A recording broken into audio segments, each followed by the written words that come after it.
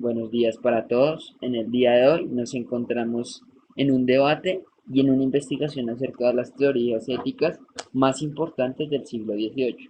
Para ello, vamos a analizar la teoría ética del utilitarismo versus la del no consecuencialismo. Con el fin de analizarlas, vamos a tomar parte del capítulo 14 del libro Los superhéroes y la filosofía. Así que, ya arrancó. El utilitarismo, como su nombre lo indica, se basa en las consecuencias que genera un acto, es decir, en la utilidad que este mismo provoca, como lo podemos observar en la imagen, los efectos y consecuencias de cada una de las acciones.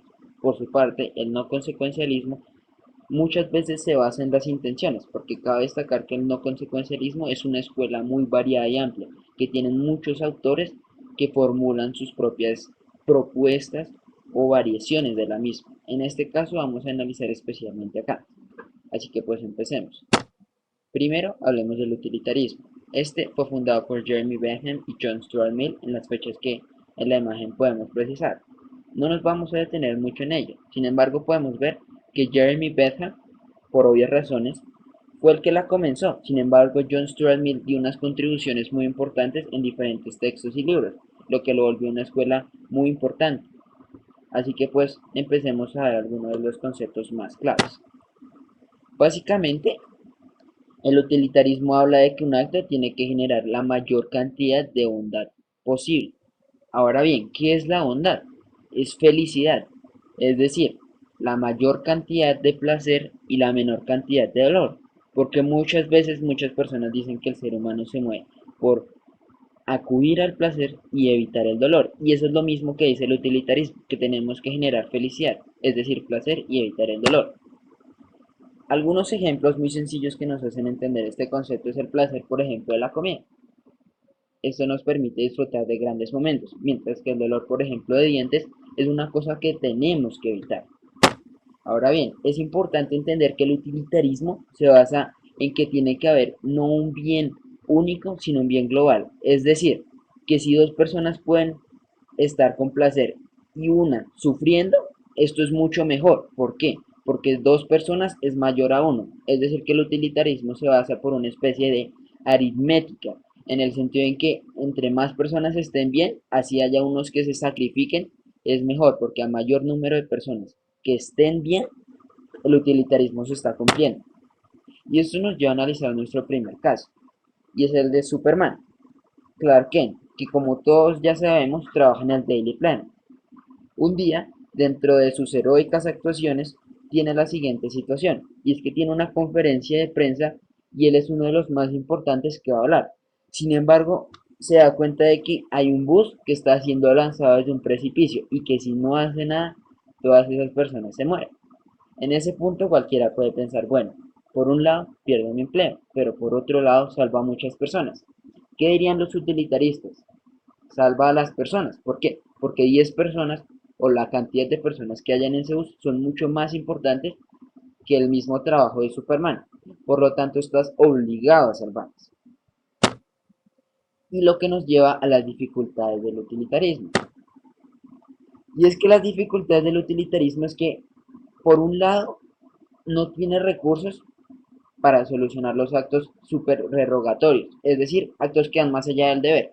Y con esto me refiero a que el utilitarismo de cierta manera nos lleva a actuar de una forma determinada, es decir, como lo pudimos observar en el caso anterior, tú estás obligado a actuar de una manera más allá de cumplir el deber, es decir, tú no puedes hacer algo que no vaya más allá del deber, siempre tienes que estar cumpliendo lo que te demanden las otras cosas, es decir, tienes que ir de una manera determinada, lo que a su misma manera nos lleva a que se vuelve un poco injusto porque hay que cumplir el deber a toda costa.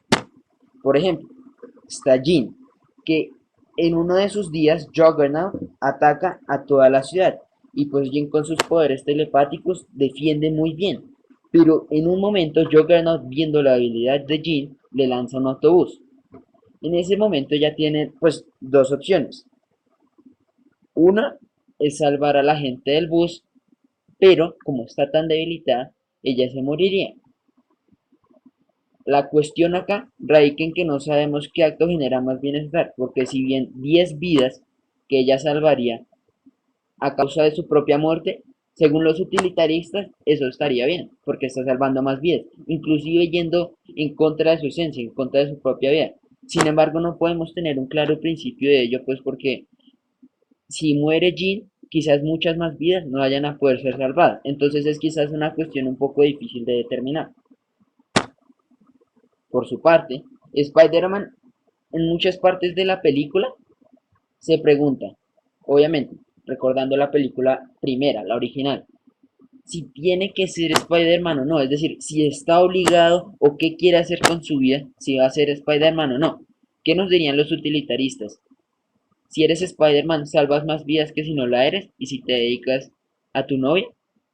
Claro, los utilitaristas nos decían, sí, tienes que ser Spider-Man, porque de esa manera vas a salvar a más personas, vas a ayudar a la sociedad. Entonces, desde ese punto de vista, él está obligado a actuar de una manera, lo cual nos lleva a este punto, que ese bien global va en contra de la esencia de nuestro carácter, es decir, va en contra de lo que nosotros queremos, de lo que nosotros intuimos, y por eso se vuelve un poco problemático el utilitarismo.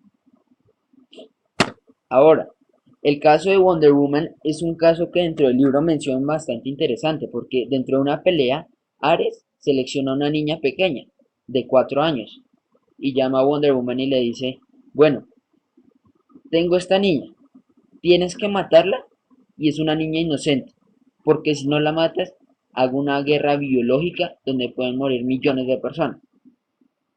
Claro, uno puede pensar, bueno, no mato a la niña, pero entonces pueden haber millones de personas muertas. Pero eso nos lleva al punto anterior, que es algo que va en contra de nuestra esencia, de nuestras intuiciones, porque matar a una pobre niña inocente a causa de otras vidas no suena nada de acuerdo.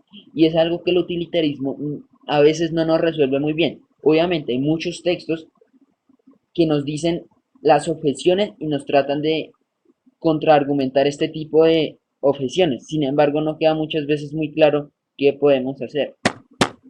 Lo que nos lleva a la siguiente postura, que es el no consecuencialismo, que uno de sus postores más importantes es Emmanuel Kant. Dentro de lo que es el no consecuencialismo, vamos a hablar en qué se divide básicamente en que hay que cumplir dos tipos de deberes, los positivos y los negativos. Por su parte, los positivos son aquellos deberes que son de ayudar a las personas, es decir, hacer actos altruistas, de servirle a alguien, de ayudarle a una persona con dificultades a pasar la calle, ayudar a un amigo, etc. Es decir, son actos que se tratan de ayudar a las personas. Sin embargo, para los no consecuencialistas, hay unos que son más importantes que estos deberes, que son los deberes negativos. Y estos son los de no dañar a alguien, es decir, no mentirle a alguien, no pegarle a alguien, no matar, todo ese tipo de cosas de que no hay que hacer para los no consecuencialistas son los más importantes. Es decir, ellos premian el no hacer daño que el ayudar. Lo cual nos lleva a que los deberes negativos son ineludibles. Es decir, no se pueden evitar de ninguna manera. Son cosas que hay que cumplir sí o sí. Y por ese motivo son los más importantes. Y pues cabe destacar que para los no consecuencialistas, el que estamos estudiando es Emmanuel Kant, para él mentir es una de las cosas que no se puede negar en lo absoluto. Es decir, tú no puedes mentir bajo ninguna circunstancia o ningún motivo. Sin embargo, más adelante vamos a analizar un caso. Ahora, lo primero que vamos a ver es este caso de los Cuatro Fantásticos. Doctor Doom, en uno de sus ataques a la ciudad, hiere a dos personas, y Reed tiene una máquina especial que las puede salvar, pero ¿a costa de qué? A costa de tener unos órganos vitales de otra persona. Es decir, tendría que quitarle los órganos y la vida a una persona para salvar a dos. Si ustedes piensan en este momento, después de este análisis, ¿qué creen que harían los utilitaristas? Que claro, hay que matar a esa persona porque dos es más importante que uno. Sin embargo, para los no consecuencialistas, como el no dañar es más importante, dirían, no, eso no vale la pena porque es más importante no dañar a alguien que ayudar a alguien.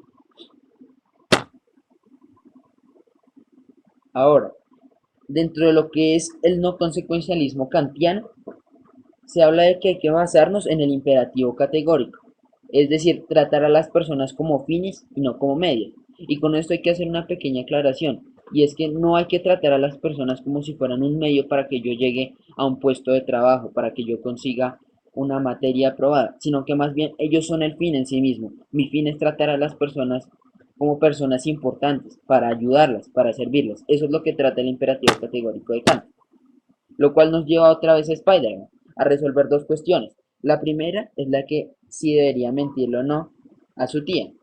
Por un lado, si le sigue mintiendo, está incumpliendo con el deber negativo de no mentir, lo cual está mal. Pero si le llega a decir, le puede generar un daño tan grande que inclusive le puede dar un infarto o le puede dañar su relación con su tía.